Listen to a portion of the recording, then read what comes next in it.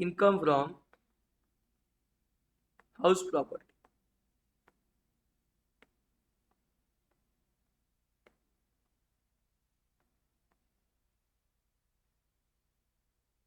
क्या बोलते हैं लोग, अगर तुम एक हाउस प्रॉपर्टी ओन कर, क्या बोला, चार्ट फॉर्म में पहले बता दूं, if we own a house property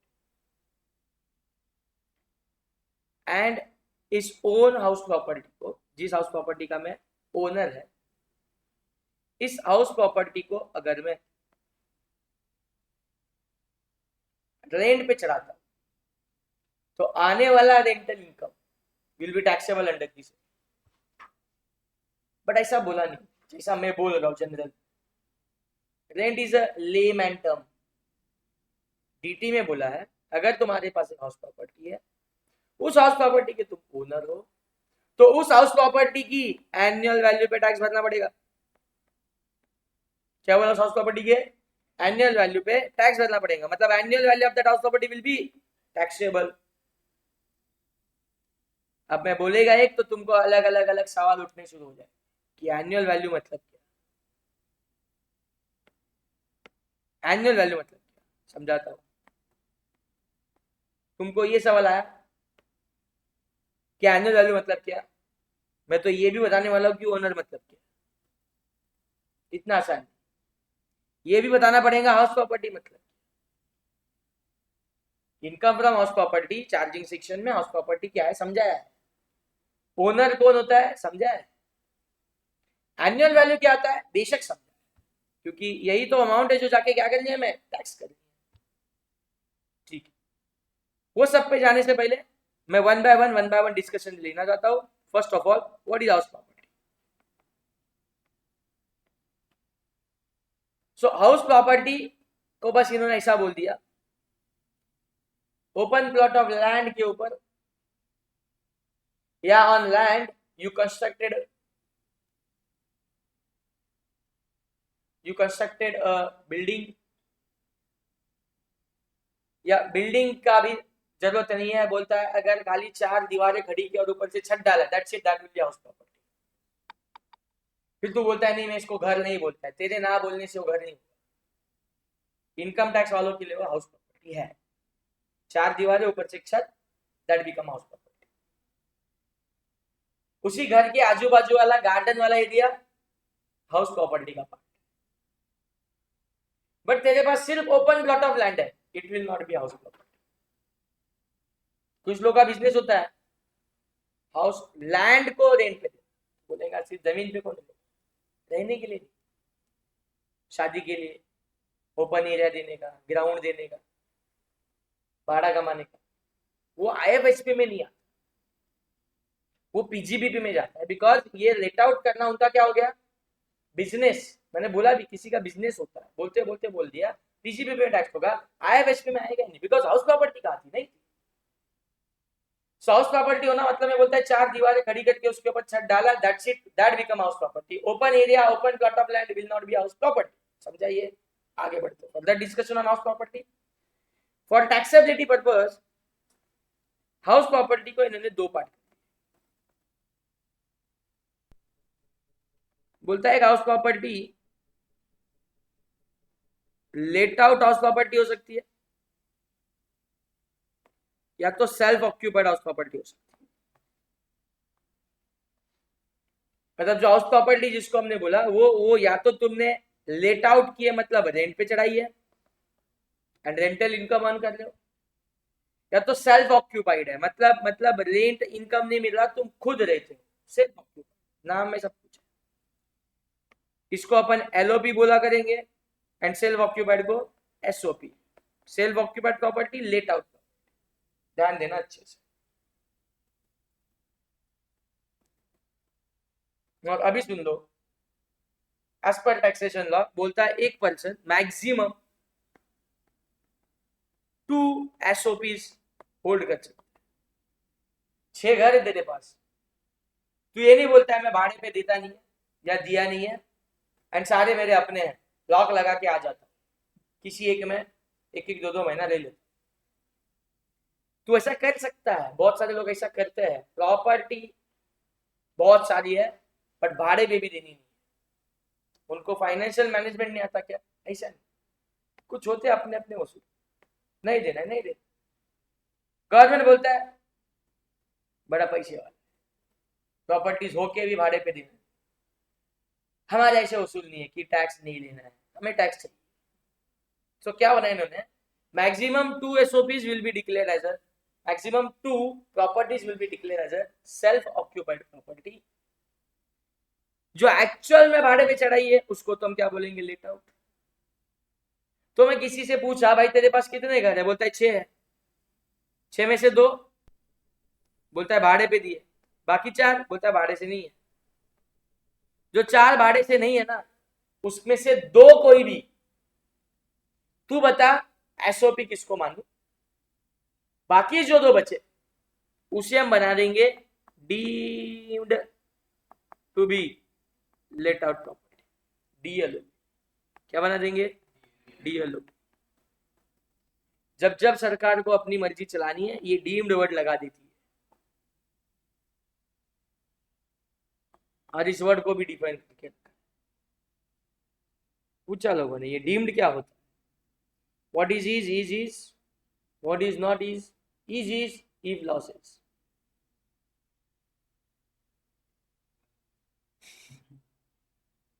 what is is, what is not is if losses. ये चीज क्या है, जो है वही है, ये क्या नहीं है, हम बोलेंगे ये है तो ये है, इफ लॉसेस। तुम्हें किसी चीज की डेफिनेशन चाहिए, हमने दी है वो पढ़ो। तुम्हें कोई चीज नहीं समझ में आ रही है, हम मानते कि ये है वो, तो उसको मान के चलो। In simple terms, assumptions. Deem to be let out मतलब तेरी प्रॉपर्टी भाड़े पे नहीं तो भी हम उसको क्या मान लेंगे, भाड़े से है। अरे नहीं है कोई भाड़े तो भी तू उसका कितना, अगर भाड़े पे देता तो कितना दिन मिलता, कितना दिन मिलता, उसको इनकम बना के टैक्स, ऐसा माहौल चल। ठीक है, फिलहाल हाउस प्रॉपर्टी के 2 पार्ट बना दो, बोलो कौन से, एलओपी यानी सेल्फ ऑक्यूपाइड। एक पर्सन मैक्सिमम कितनी प्रॉपर्टीज सेल्फ ऑक्यूपाइड कर सकता है, 2। लेट आउट जितनी करेगा उतनी कम ही है। हाउस प्रॉपर्टी में ऐसे टाइप्स बना के आगे मैं स्टार्टिंग से बताता, income from house property head के अंदर हमें पहले समझना पड़ा व्हाट इज हाउस प्रॉपर्टी में समझाया, व्हाट इज ओनर क्या होता है वो भी समझाऊंगा, थोड़ा सब्र रखना। Annual value will be taxable ना, annual value will be taxable. So पहला एक कंप्यूटेशन फॉर्मेट बता देता हूं कि आईएफएसपी का क्वेश्चन आएगा, this is how you have to present your answer. Gross annual value GAV में से less municipal tax, you get NAV, net annual value, इसमें से लेस some deduction section 24 जिसके अंदर 2 डिडक्शन है, 1 is 30% का standard deduction and interest on borrowed capital. Simple से मैं फिलहाल लोन बोल देता हूं। ग्रॉस एनुअल वैल्यू में से म्युनिसिपल टैक्स माइनस करो, एनएवी आ जाए, एनएवी का 30% चार्ज करो, स्टैंडर्ड डिडक्शन मिल जाए। इंटरेस्ट ऑन लोन, अगर प्रॉपर्टी पे लोन चल रहा है तो उसके जो तुमने इंटरेस्ट के पेमेंट्स किए हैं वो लिख लो, दोनों अमाउंट डिडक्शन के नाम पे एनएवी में से माइनस कर दो, जो बचेगा वो तेरा कहलाएगा IFSP, income from house property. Format के वजह से अब डिस्कशन और बढ़ना शुरू हो जाएगा। तू बोलेगा what is GAV, when interest on loan is to be subtracted, how much to be subtracted, ये सब बातें निकल आएगी, तो समझते। पहले तो हमने ऊपर प्रॉपर्टी के 2 टाइप बनाए, बोलो एलओपी और एसओपी। जो एलओपी की प्रोविजन सिखाऊंगा वही डीएलओपी पे लग जाएगी। मैं तुम्हें ये बोल रहा हूं कि ये जो सबसे पहला आइटम लिखा है ना, जीएवी, ग्रॉस एनुअल वैल्यू, क्योंकि ऊपर लिखा था हाउस प्रॉपर्टी का एक ओनर क्या अमाउंट पे टैक्स भरेगा, उसकी प्रॉपर्टी की एनुअल वैल्यू। सो एनुअल वैल्यू दो हो गई, एक ग्रॉस और एक नेट। फिर सरकार ने थोड़ी डिडक्शन दे दी है एंड बाद में जो बचा उसको इनकम बोल के टैक्स मांग। ठीक है, मैं बोलता है जो लेट आउट प्रॉपर्टी है ना, उसी केस में तुमको जीएवी निकालना पड़ेगा। सेल्फ ऑक्यूपाइड प्रॉपर्टी का एनएवी इज नील। क्या बोल रहा मैं, सेल्फ ऑक्यूपाइड प्रॉपर्टी का मतलब ये detail format self occupied property के लिए अप्लाई नहीं होता। एनएवी इज नील बोल दिया मैंने एसओपी के केस में। अगर एनएवी नील तो उसका 30% नील, तो खाली मान ये एक आध अमाउंट आ सकती है सिर्फ कौन से प्रॉपर्टी के कंप्यूटेशन में, सेल्फ ऑक्यूपाइड प्रॉपर्टी के कंप्यूटेशन। तो ये पूरा कब काम आएगा, लेट आउट प्रॉपर्टी के computation. Gross annual value, gross annual value. ठीक है, फिर समझते हैं ग्रॉस और नेट क्या कहना चाहते। थोड़ा ही भी जाएगा डिस्कशन, बट सुन लो अच्छे से कि how to find out G gross annual value कैसे कंप्यूट। क्वेश्चन तुझे बहुत सारा डेटा दिएगा, उसमें से मैं जो बताता हूं उस ऑर्डर में डेटा उठाना शुरू कर। First of all fair rent question दिया रहेगा, उसको देख ले कितना है। म्यूनिसिपल वैल्यू दिया रहेगा, वो देखना कितना। ठीक है, फेयर रेंट और म्यूनिसिपल वैल्यू मैं इसको बोलता है एफ एम। वॉल्यूम बढ़ाओ, एफ एम का हाइयर, एफ एम क्या ले लो, higher. F for fair rent, M for municipal value, F M volume बढ़ाओ, हाइयर वैल्यू। एफ एम का हाइयर वैल्यू, बोलो एफ एम का हायर वाला value to be compare with standard rent. शाबाश, standard rent ये भी क्वेश्चन दिया रहेगा आइटम। इन दोनों का लेना लोअर। इस लोअर को एक नाम रखा एक्सपेक्टेड रेट। क्या नाम रखा, एक्सपेक्टेड रेट। चौथी स्टेप में ये जो एक्सपेक्टेड रेंट मिला है इसे कंपेयर करना तुम्हारे एक्चुअल रेंट। अब जाके रेंट बढ़ाया, जो तू भाड़े पे चढ़ा के पैसा कमा रहा है ना, वो इधर पांचवे आइटम में एक्चुअल रेंट रिसीव्ड और रिसीवेबल, ऐसे दोनों वर्ड्स है। ये डिटेल में थोड़ा बाद में समझ आएगा, अभी तो खाली स्ट्रक्चर समझ लो। एक्चुअल रेंट रिसीव्ड और रिसीवेबल है, तुम्हें अभी के लिए इतना समझना। एक्चुअल रेंट एक्सपेक्टेड रेंट के साथ कंपेयर होगा, पहले लिया हायर, बाद में लिया लोअर, फिर से जाएगा higher, higher lower, higher arrows, और ये हायर वैल्यू जो निकल आएंगी वो कहलाएंगी गांव, gross annual value of that property. इसमें एक बहुत इंपॉर्टेंट नोट है, इस चार्ट को थोड़ा मैं और आगे खींचूंगा अच्छे से नोट समझाने के बाद फर्स्ट डे पे, जिसकी अभी जरूरत भी नहीं। फेयर रेंट म्यूनिसिपल वैल्यू का हायर ले लो, हायर अमाउंट को स्टैंडर्ड रेंट से कंपेयर करके लोअर, लोअर को बोलते हैं expected rent. Expected rent to be compare with actual rent received, and इन दोनों का हायर विल बी, बोलो क्या बन जाएगा, गांव। अभी के लिए मैं क्लोज कर देता हूं मैटर, दोनों का हायर को क्या बोल देना, but there is actually one important point, एक हिडन नोट है इन सब के अंदर। इतने आसानी से गांव बनता नहीं, अगर एक्चुअल रेंज ज्यादा है तो गांव बन जाएगा, एक्सपेक्टेड रेंज ज्यादा है तो we have to check some other factors to find out the चीज। तो होल्ड करा, बस अभी के लिए इतना समझना। एफएम का higher, higher to compare with SR standard rate, standard rate का lower, lower value to be compare with actual rate, you will get गांव। मिला होगा, यहां कर दो। म्यूनिसिपल टैक्स क्वेश्चन देगा क्या, हाँ नहीं देगा ना, नहीं देगा तो परसेंटेज देगा। अगर म्यूनिसिपल टैक्स की अमाउंट नहीं देगा तो परसेंटेज देगा, और परसेंटेज किस पे लगाओ, जीएवी पे लगाओ क्या, नहीं म्यूनिसिपल वैल्यू पे। किस पे लगाएंगे, म्यूनिसिपल वैल्यू। ये जो इधर यूज की ना वही, 5, 2, 4, 10% बोला देगा, म्यूनिसिपल वैल्यू पे लगा देगा, वो बन जाएगा म्यूनिसिपल टैक्स। लेकिन म्यूनिसिपल टैक्स मैं माइनस तभी कर सकेगा जब वो पेड होगा, जब वो पेड होगा, पेएबल बेसिस पे माइनस नहीं होता। म्यूनिसिपल टैक्स मैंने पिछले 3 साल से नहीं भरा था, तो पिछले 3 साल जब मैं ये कंप्यूटेशन कर रहा था ना, तो म्यूनिसिपल टैक्स के नाम पे कोई मेरे को डिडक्शन मिला नहीं रहेगा। लेकिन इस साल जब मैं कंप्यूटेशन करने बैठा हूँ ना, तो मैंने गवर्नमेंट को जाके म्यूनिसिपल टैक्स इस साल के साथ साथ पिछले 3 साल का भी दिया। तो मैंने इस साल में कितने साल का भी किया? 4 साल का। मुझे डिडक्शन के नाम पे 4 साल का अभी माइनस करने को मिल जाएगा।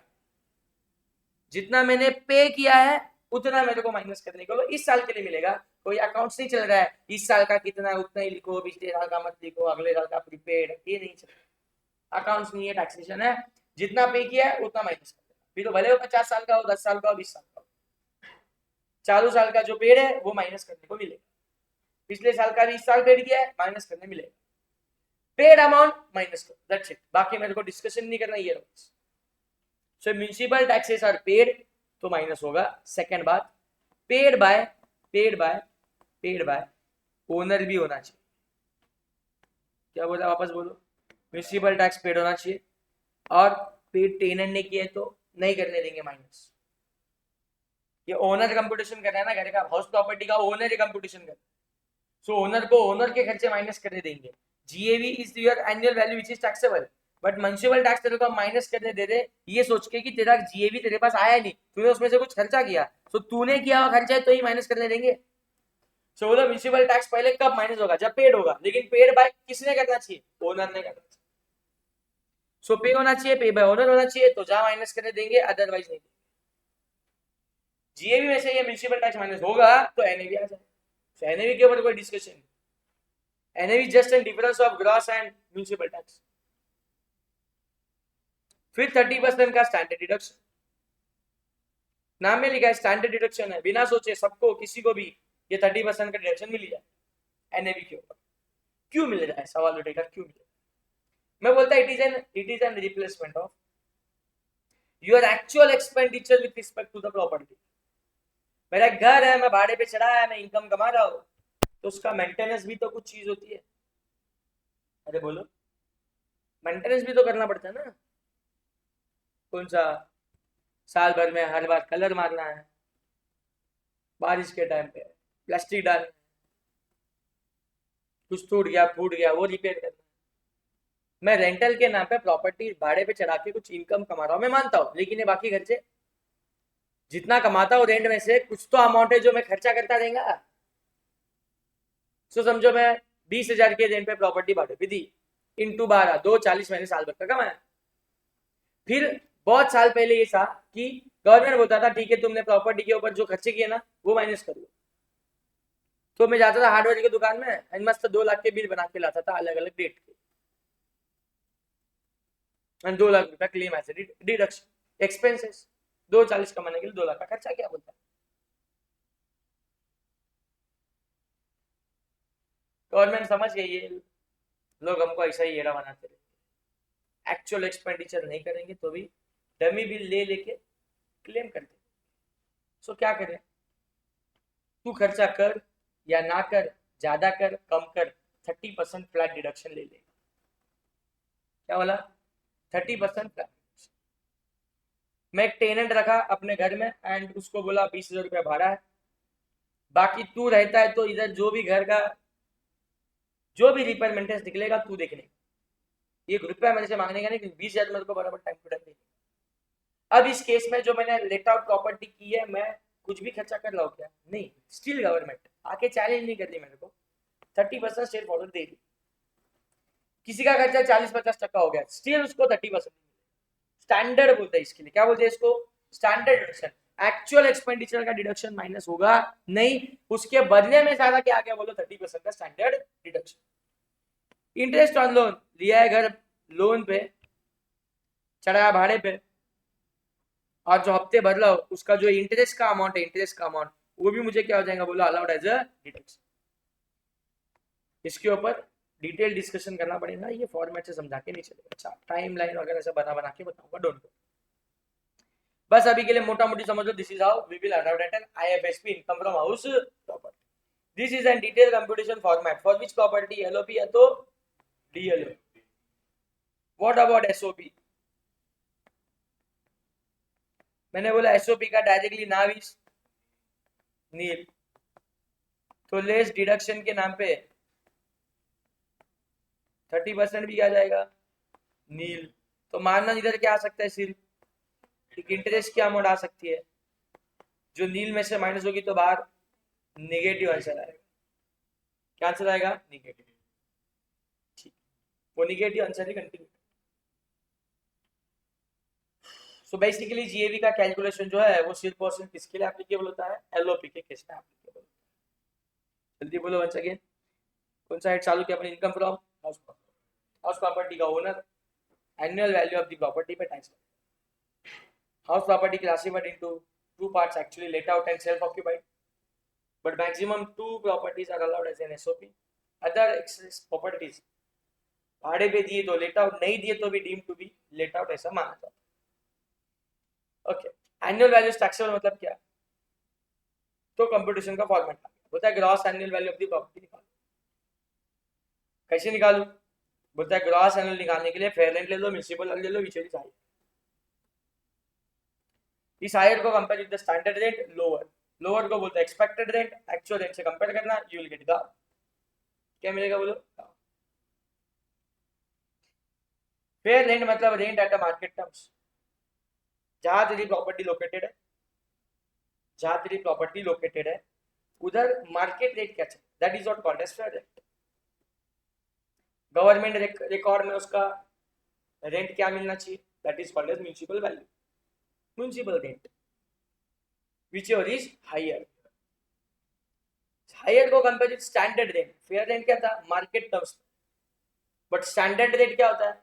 मार्केट क्या बोलता है ना, ओवर प्राइस भी हो सकता है, अंडर प्राइस भी हो सकता है. बाइंग एंड सेलिंग ट्रांजैक्शन को लेते हुए चलते हुए एक रेंट डिसाइड हो चुका है, that is what called as standard rate, जो चल रहा है एक्चुअल. होता है ना, इसकी मार्केट प्राइस 5,000 है, बट कोई 5,000 इसको देता नहीं तो ये 4.5 4 या हेवी डिमांड की वजह से कभी 5.5 में बिक जाता है, दैट इज स्टैंडर्ड रेट. सो मेरी प्रॉपर्टी, मेरे आजू बाजू की प्रॉपर्टी लगभग क्या रेट पे चली गई है? Standard rate, comparable rate. फिर मुझे पता चलेगा कि what I am expecting, expected rate.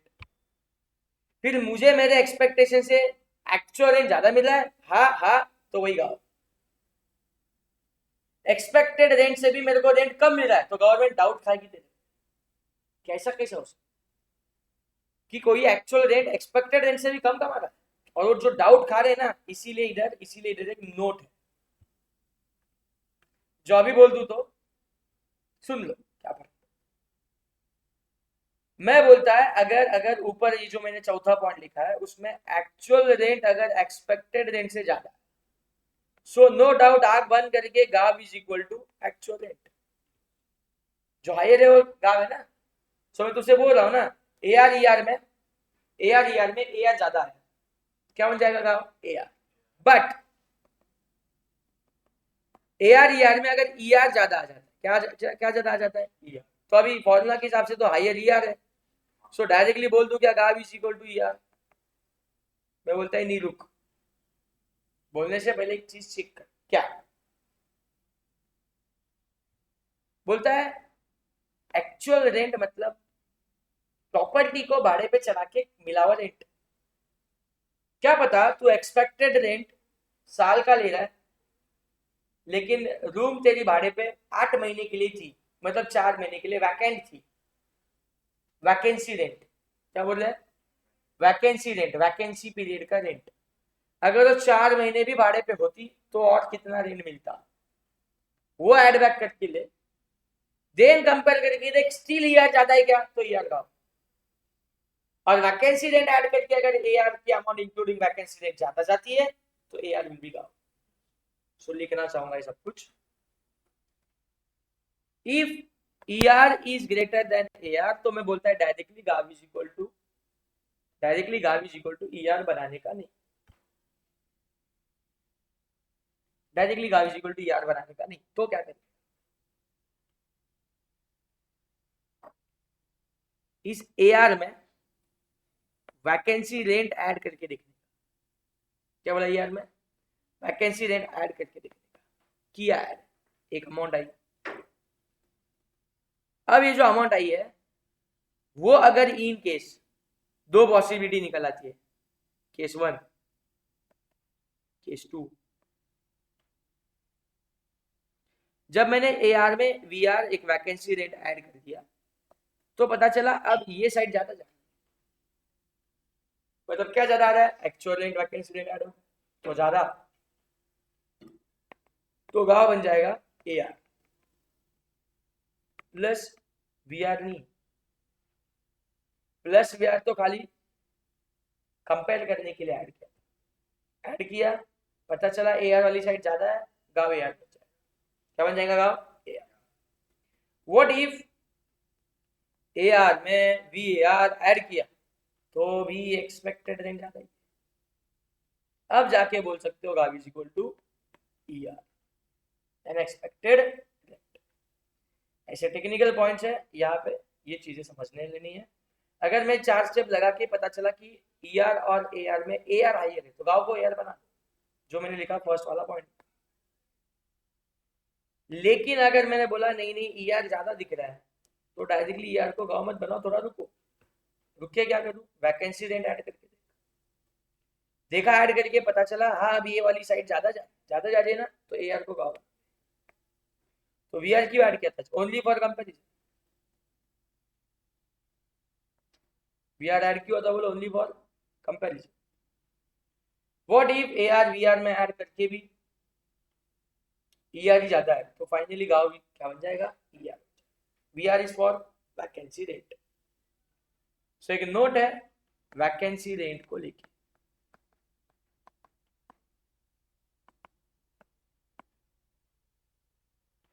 This is how GAV मिल जाएगा, कंप्यूटेशन में नंबर रखेंगे, क्वेश्चन सॉल्व। अब एक बहुत बड़ा एंड बढ़िया डिस्कशन बाकी रह जाता है इंटरेस्ट ऑन लोन का, और उसके अलावा प्रॉपर्टीज में कुछ अलग टाइप ऑफ प्रॉपर्टीज भी, वो तो बोलते हैं ना सेल्फ और लेट आउट, नहीं ये टैक्सेशन क्या है, एक इंसान अपनी प्रॉपर्टी को मल्टीपल वे से यूज कर सकता है। तुम्हारे पास एक बड़ा घर था, तुमने उसके 4 पार्टीशन, एक में खुद रहता है 3 भाड़े पे, समझ में आ रहा है। तो इस केस में ये हाउस प्रॉपर्टी के कैलकुलेशंस कैसे चेंज होंगे ये हमें देखना पड़ेगा। यह एक प्रॉपर्टी है लेकिन 2 जॉइंट ओनर है, को ओनर्स, तो को ओनरशिप के केस में वो रेंटल इनकम पे टैक्स कौन भरेगा, ये एक केस, ठीक है। सो चैप्टर में डिस्कशन बहुत ज्यादा है, आगे आगे बढ़ेंगे, फिलहाल अभी के लिए ये ओवरऑल स्ट्रक्चर समझ में आया, अगर समझ में आया है तो बुक में से चलते हैं, एक एक चीज को डिटेल में समझते हैं जो मैंने अभी तक बताया है।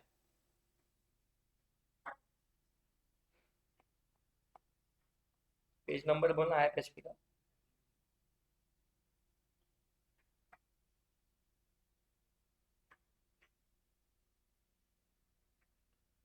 Chargeability section, section 22 charging section मैं जो फर्स्ट लाइन लिखा था ना, owner of the house property annual value पे टैक्स भरेगा, ये चीज चार्जिंग सेक्शन 22 ने बोली। सेक्शन नंबर से काम कर लो प्लीज, बड़े सिंपल सेक्शन नंबर है। फिर चार्जिंग सेक्शन 22 ने क्या बोला मालूम है, एनुअल वैल्यू पे टैक्स। फिर सेक्शन 23 आया, बताया कि how to compute annual value, इसी अंदाज से मैं आगे बढ़ा था। बोलो सेक्शन 22 क्या बोला, annual value will be taxable. फिर सेक्शन 23 क्या बोला, how to compute annual value. फिर सेक्शन 24 आया, बोलता है डिडक्शन भी ले लो, सिर्फ एनुअल वैल्यू पे टैक्स मत भरो, ले लो some deductions, amount not deductible section 25 में, एंड ये आगे कुछ स्पेशल केसेस जो मैंने अभी तक नहीं बताया उसको साइड। बेसिस ऑफ चार्ज क्या बोलता है चार्जिंग सेक्शन, पढ़ रहे सब लोग साथ में।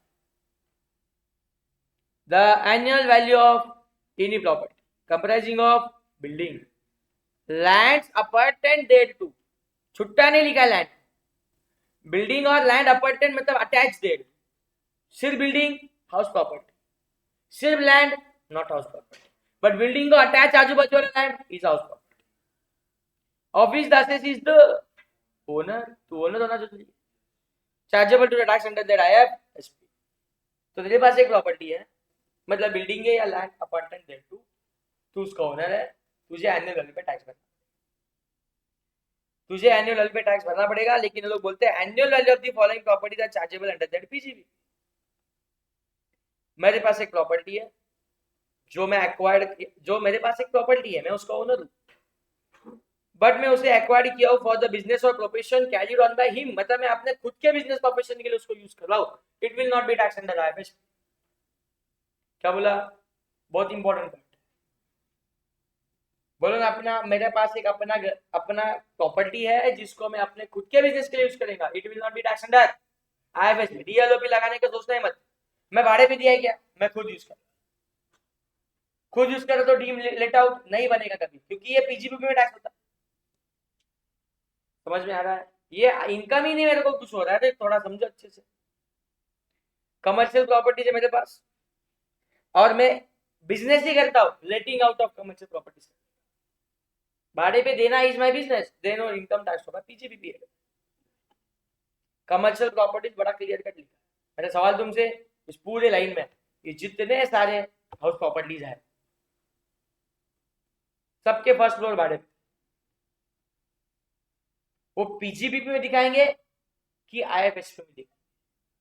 आईएफएस में। किसमें दिखाएंगे? आईएफएस। तो ये चीज क्या बताना चाहते हैं पीजीबी? तेरी एक बिल्डिंग है और एक दिन, 2 दिन, 4 दिन, 5 दिन के हिसाब से फैमिलीज को रहने के लिए, स्टे पर्पज के लिए तुम अपना क्या देते हो? होटल दे देते हो। मतलब बेसिकली यार into hotel industry, hotel accommodation provide करने वाले तुम हो। मतलब तुम्हारा क्या है? अभी आईएफएस पीरियड में टैक्स होगा, पीजीबी में टैक्स होगा। It is your business. Determination of annual value section 20 अभी मैंने बताया, बोलता है जीएवी में से municipal tax paid by owner during the previous year minus करो, व्हाट विल गेट? एनएवी। अच्छा लगेगा how to find out GAV. इनके स्टेप से समझेगा तो अच्छी बात है, शायद समझेगा, चार्ट अच्छा बना है। बोलो sir step 1, fair and municipal value का हायर, उस हायर को compare with standard rent and दोनों का लोअर। जो लोअर है उसको एक नाम रखा, बोलो what? Expected rent. Expected rent compare with actual rent, दोनों को कंपेयर करो। अगर एक्चुअल रेंट ज्यादा आया उसी को गाँव बोल दो। अरे बोलो, दोनों को कंपेयर करा, एक्सपेक्टेड रेंट ज्यादा आया, एक्चुअल रेंट कम आया। अब घाई मत कर एक्सपेक्टेड रेंट को गाँव बनाने। अब एक्चुअल रेंट के अंदर क्या ऐड कर? Vacancy rent. So actual rent के अंदर वैकेंसी ऐड की, एक्चुअल रेंट के अंदर क्या ऐड किया? बोलो वैकेंसी। तो जाके पता चला कि हाँ वो वैकेंट होने की वजह से एआर की अमाउंट कम दिख रही थी। अब वैकेंसी पीरियड ऐड करने से एआर इंक्लूडिंग वीआर बढ़ गया, तो गाँव गायब हो जाएगा। एक्चुअल रेंट इंक्लूडिंग वीआर कि without VR? Without VR. VR include किया था क्या करने के लिए? चेक करने के लिए बढ़ जाएगी, बट गाँव क्या बना? एक्चुअल रेंट का अमाउंट ही गाँव। व्हाट इफ किया वैकेंसी रेंट ऐड, तो भी एआर प्लस वीआर की टोटल तेरे आए हुए ऊपर के ईआर के आंसर से कमी है, मतलब ईआर ही ज्यादा जा रहा है, तो फाइनली गाँव क्या बन जाएगा? ER expected rent. एक नोट है उसको फुर्सत में पढ़ेंगे क्वेश्चन करते समय। Now annual value of the SOP, मैंने बोला प्रॉपर्टी के दो पार्ट कर दिए ना, सेल्फ ऑक्यूपाइड और लेट आउट। सो बोलते हैं when property is self occupied for own residence, own business नहीं, when property is self occupied for own business तो वो तो पीजीबी में जाता है। तू अपनी प्रॉपर्टी को रेसिडेंस के लिए यूज कर, या अनऑक्यूपाइड है throughout the previous, use ही नहीं कर, बोलो जल्दी, या बिजनेस एंड प्रोफेशन में यूज में नहीं ला रहा, तो उस केस में वो तुम्हारी क्या बन जाएगी? एसओपी बन जाएगी। और ऐसी एसओपी का एनुअल वैल्यू क्या होता है? नील। मैं बोला सीधा एनएवी इज नील। क्या होता है? बोला NAV is nil. If more than 2 house properties are so self-occupied, ये डिवाइडेड लिखा है, एक assessee can claim benefit of nil annual value in respect of 1 or 2 residential house properties self-occupied by him। मेरे पास दो ही घर, एक एक्चुअल में भाड़े पे दिया, एक में खुद रहता है, तो जो भाड़े पे दिया वो लेट आउट कहलाएगा, जिसमें तू खुद रहता हुआ एसओपी कहलाएगा। तेरे पास दो घर है, एक में तू रहता है, एक बंद है, ना भाड़े से दिया है ना तू रहने रहा, अनऑक्यूपाइड। क्या होगा? में जो रहता है वो भी एसओपी है, जो अनऑक्यूपाइड है वो भी एसओपी है, दो दो एसओपी अलाउड है, हाँ अलाउड। किसी के पास 3 घर है, 2 अनऑक्यूपाइड है, एक में ऑक्यूपाइड है फॉर रेसिडेंस, एक तो सवाल एसओपी है, बाकी 2 को लेट आउट किया है नहीं किया है बोलता है, तो इन बाकी 2 में से किसी एक को बना सकता है तो एसओपी, एंड तो एक बचेगी उसको बोलने पड़ेगा डीएलओपी। If more than 2 properties are so self-occupied या unoccupied, assessee may claim benefit of nil value in respect of the only 2 properties at his option. And other property will be deemed to be let out. And deemed to be let out case में expected rent will be गाओ. Deemed to be let out बोला ना तुमने, जब भाड़े पे नहीं है तो भी जबरदस्ती लेट आउट बोला ना, तो रेंट आता रहेगा क्या? तो जल्दी गाओ के स्टेप बोलो मेरे को। सबसे पहला क्या था? फेयर एंड म्यूनिसिपल वैल्यू का हायर, हायर को कंपेयर विद लोअर, लोअर को नाम रखा एक्सपेक्टेड रेंट। किससे कंपेयर करता है? एक्चुअल रेंट कब मिलता है? जब भाड़े पे देता है ना। इसको जबरदस्ती deem to be let out बनाया ना, भाड़े पे दी है कि मान रहा है? मान रहा, तो रेंट कभी आएगा क्या? अरे मतलब डीएलओपी के केस में गांव क्या बनेगा? एक्सपेक्टेड रेंट, क्योंकि कंपेयर के लिए एआर ही नहीं ना, बोलो ईआर भी गांव in case of DLO.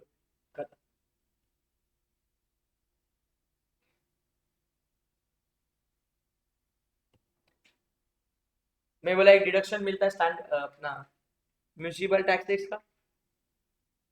2 point बोले म्यूनिसिपल टैक्स पेड होना चाहिए, पेड बाय ओनर होना चाहिए, डिडक्शन लेना चाहिए भी में से व्हाट विल गेट एनएवी। अब एनएवी से कोई फर्दर डिडक्शन मिलते हैं क्या? हाँ, सेक्शन 24 मिलते हैं, एनएवी भी फर्दर रिड्यूस किया जा सकता है। लेट आउट प्रॉपर्टी है, स्टैंडर्ड डिडक्शन 30% और इंटरेस्ट ऑन बोरोड कैपिटल भी मिल जाता है डिडक्शन के नाम। ऐसा अलग अलग क्यों बनाया पता चलेगा। एसओपी के केस में अच्छा, एसओपी के केस में 30% का स्टैंडर्ड डिडक्शन नहीं है, बोलो है एसओपी के केस में, बट एसओपी का नाम ही नील है, तो 30% मार्क के आएगा ही क्या? नील। अच्छा, तो इधर इधर लिखा है सीधा सीधा no deduction is allowable under section 24, तो इंटरेस्ट ऑन लोन का नहीं है क्या? है, ओल्ड रेजिम नहीं है, न्यू रेजिम में। टैक्स सीखा है ना? तुमको क्या बता था आज? सेक्शन 115 बीएसी लाके टैक्स के रेट्स कम किए, लेकिन बहुत सारे डिडक्शन छीन लिए। वो जो बहुत सारे मेरा जनरल बोलना था ना, वो ओवर द टाइम डीटी पढ़ते पढ़ते पढ़ते लिस्ट जमा होगी, और जो जमा होगी ना वो कुछ इतनी बड़ी लंबी चौड़ी 50-100 आइटम की लिस्ट नहीं है, 7, 8, 10, 12 आइटम है, जिसको मैं शॉर्टकट भी बना चुका है, एक पेज पे खत्म। उसको अलग पढ़ने का मजा ही अलग है, बट चलते चलते चलते जमा करो ना। सेल्फ ऑक्यूपाइड प्रॉपर्टी के अगेंस्ट इंटरेस्ट ऑन लोन का डिडक्शन छीन लिया जा रहा है। किस सेक्शन में अगर तू जाएगा तो 115 बीएसी। व्हाट इफ मैं ओल्ड टैक्स रिजीम में रहना चाहता हूं, तो ले ले interest on borrowed capital, SOP पे भी माइनस। ये सीधा सीधा ये, अरे क्या सीधा सीधा, इधर इधर लिखा है 115 बीएसी के हिसाब से। किसके हिसाब से लिखी है? 115। अगर तू 115 बीएसी ऑप्ट करेगा तो ऐसा होगा। कैसा होगा अगर मैं 115 बीएसी नहीं लूंगा? मतलब मैं नॉर्मल प्रोविजंस में जाऊंगा, ये भी एक वर्ड आया, old tax regime, optional tax regime, normal provision, म्हणजे सब कुछ ओल्ड का बात। तो क्या होगा? बोलता है तो क्या, तो स्टैंडर्ड सेक्शन 30 का मिलेगा, इंटरेस्ट भी मिलेगा एलओपी के लिए, तो ऊपर भी मिल रहा था, लेकिन एसओपी के ऊपर क्या बोले थे? No deduction. इधर बोल रहे हैं क्या? इंटरेस्ट ऑन बोरोड कैपिटल का डिडक्शन देंगे। अरे जेपा क्या, उसमें भी 2 पॉइंट्स है, ये तुमने ग्रेजुएशन में पढ़े। अगर लोन छोटा मोटा पर्पज से है, रिपेयर रिन्यूअल, तो 30,000 ले लेना। कितना ले लेना? 30,000 का डिडक्शन। अगर लोन छोटा मोटा पर्पज नहीं, छोटा पर्पज नहीं, मोटा पर्पज है, क्या एक्विजिशन या तो कंस्ट्रक्शन, घर बनाने के लिए निकाला या फिर नया खरीदने जा रहा है, सो तेरे लिए मैक्सिमम डिडक्शन इज 2 लाख। तो कितना है? 2 लाख। तो बाजू का 30 क्या है? बता दूंगा, बता दूंगा, पहले दिन में नहीं सीखेगा, पेंडिंग है।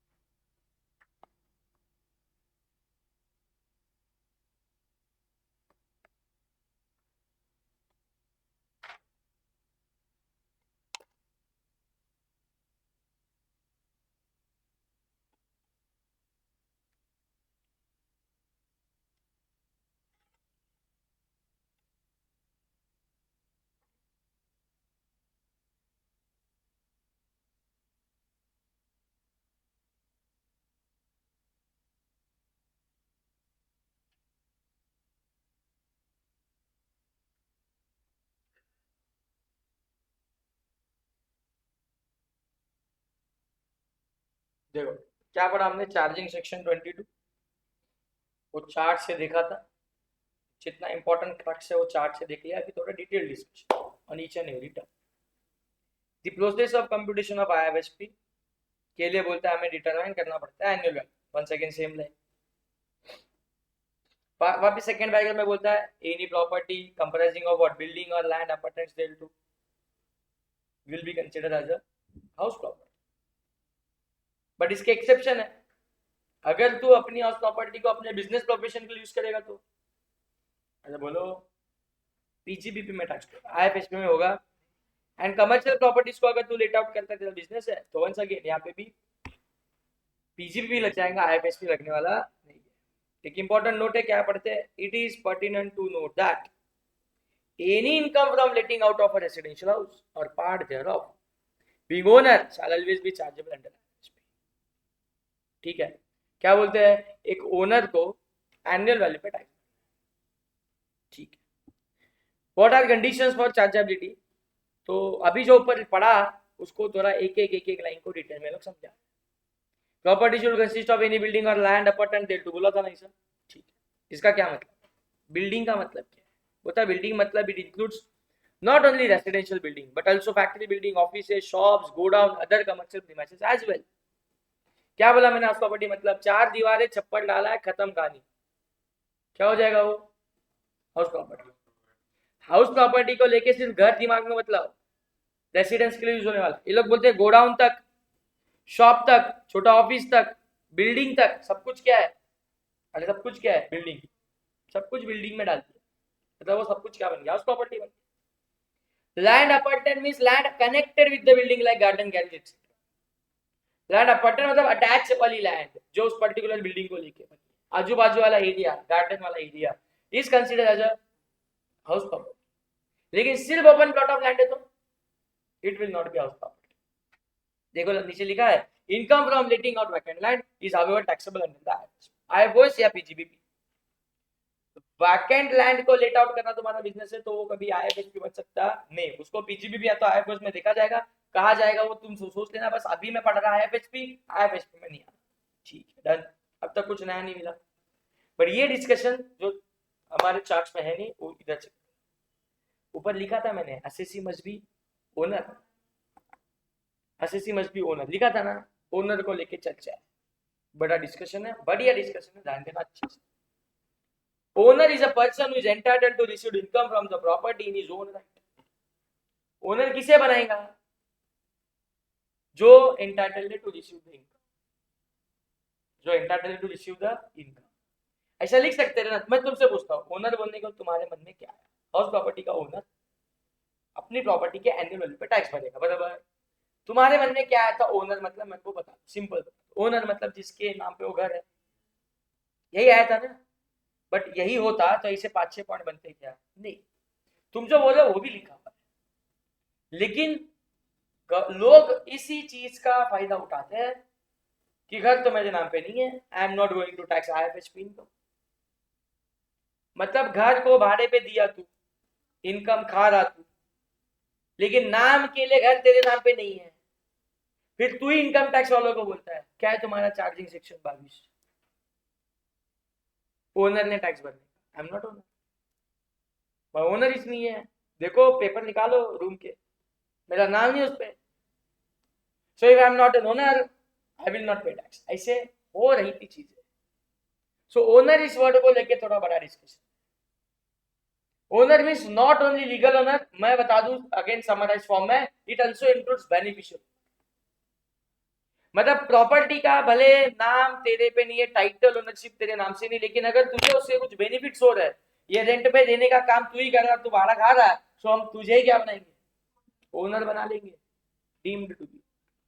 तो समझते हैं पहला point, owner is the person who is entitled to receive income, जो इनकम लेने के लिए entitled. The requirement of registration on the sale deed is not warranted, देखो यही पॉइंट है, सेल डीड के ऊपर तेरा नाम होना जरूरी नहीं है। समझो ना, पप्पा ने ली थी प्रॉपर्टी, नाम पप्पा का है अभी, लेकिन भाड़ोतरी कौन सा रखने का, रेंट कितना लेने का, और रेंट लेके तू ही उड़ाता है, तू ही खाता है, तो फिर गवर्नमेंट टैक्स मांगने किससे आए, बोलता है लीगल ओनर तो पप्पा है, तो जाओ पापा से टैक्स मांगने, वही टैक्स भरे, मैं बोल रहा हूँ वही टैक्स, क्योंकि उन्होंने इनकम कमाया एंड अपने बेटे पे उड़ाया, ऐसा माना जाएगा एप्लीकेशन।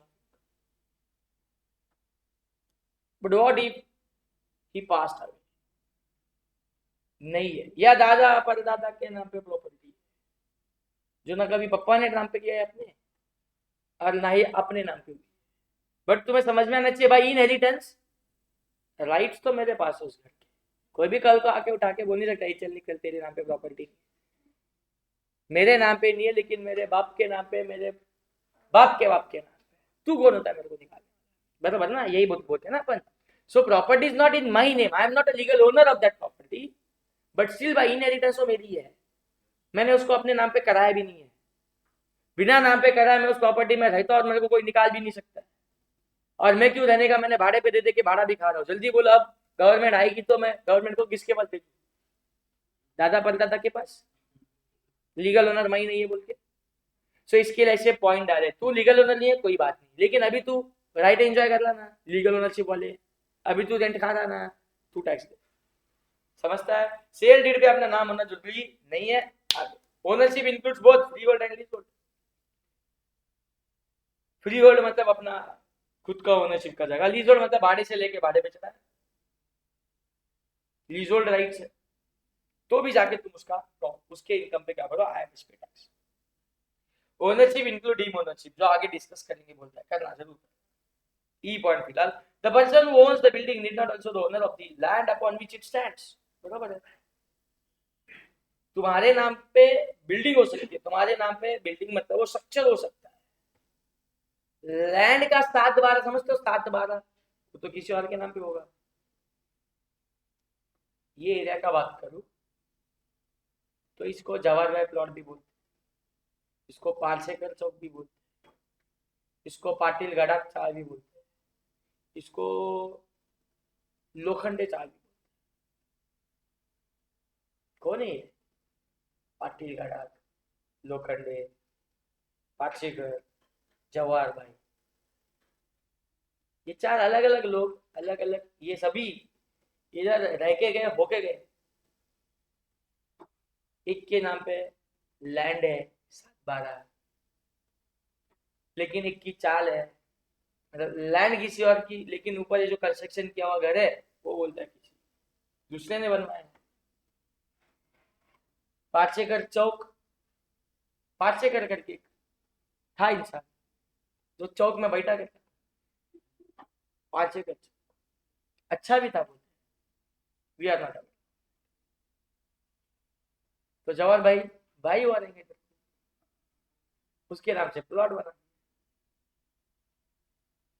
अब ये चल क्या था, बताना ये मेरे को, तुम्हारा घर है एक, तुम्हारा अपना है, ना जवाहर भाई, ना लोखंडे, ना पाटिल गड़ा, ना पार्चेकर आके तुम्हारे को हकाल नहीं रहा, बट गवर्नमेंट के रिकॉर्ड में तो 7/12 किसी और के नाम पे है, 4 किसी और के नाम पे है, तू एक घर किसी से खरीद लिए, बराबर ना।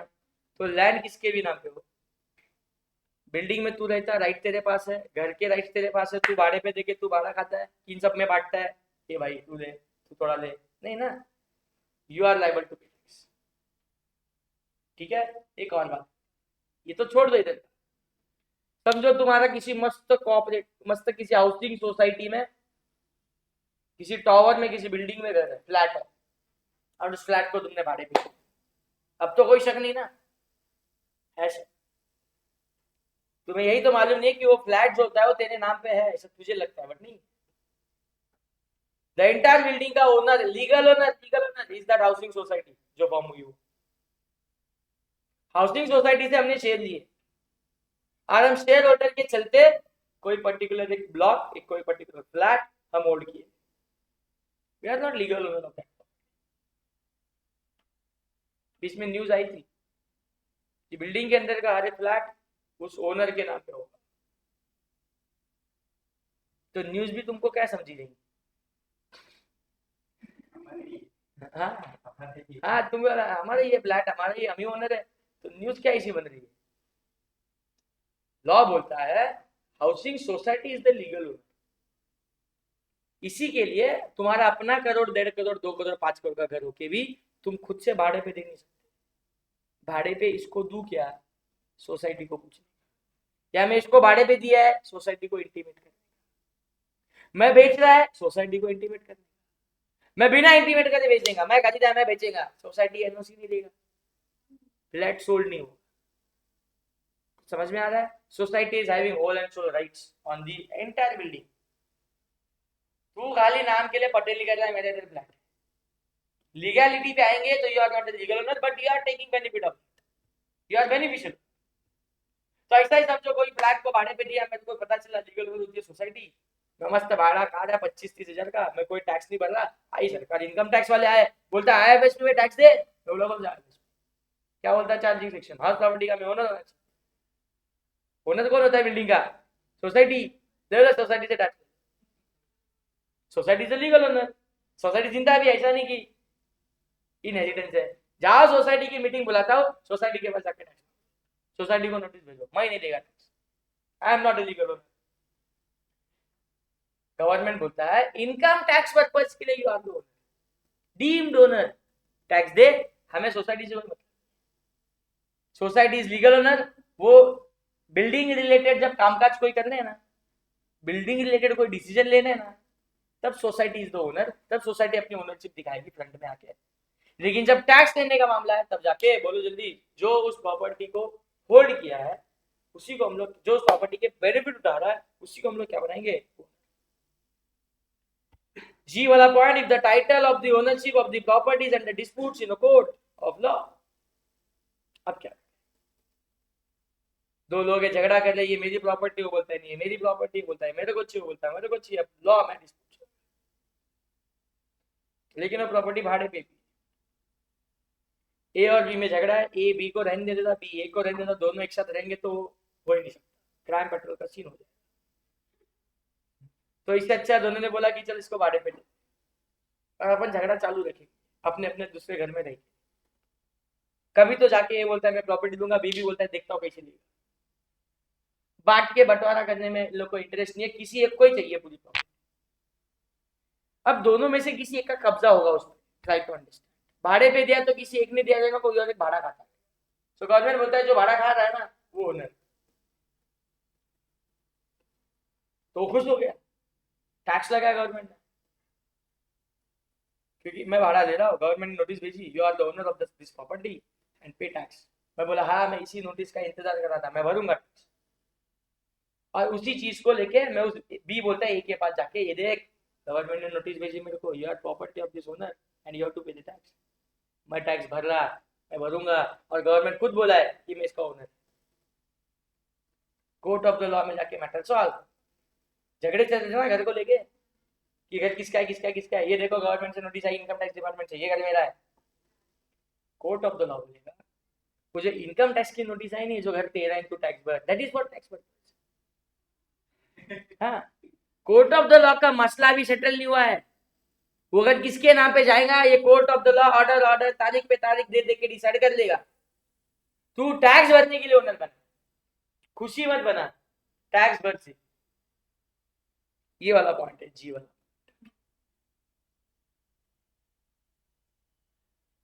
एक सवाल मेरा पूछे,